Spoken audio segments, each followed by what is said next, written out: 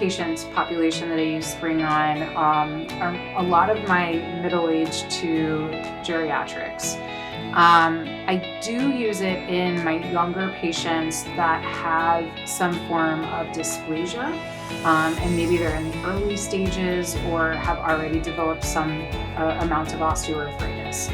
And I actually did one in a patient yesterday, did some hips.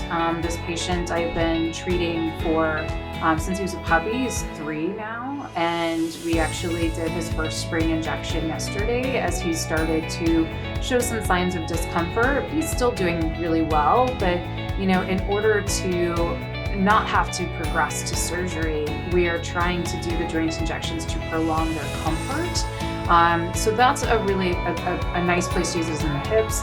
I do like to use it in my stifle patients that are post-op. So perhaps 6 months to a year after having a TPLO or TTA procedure performed for cruciate disease, I will inject those patients with Spryng at that time. And they do a lot better because that osteoarthritis progression really starts to hit them around 6 months post-op. And so doing that gives them another really nice year of comfort, and then we will kind of progressively inject them about a year after that.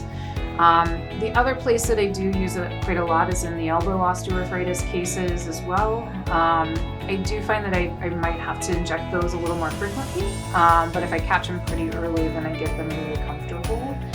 So those are most of my patient population and what I use Spryng for.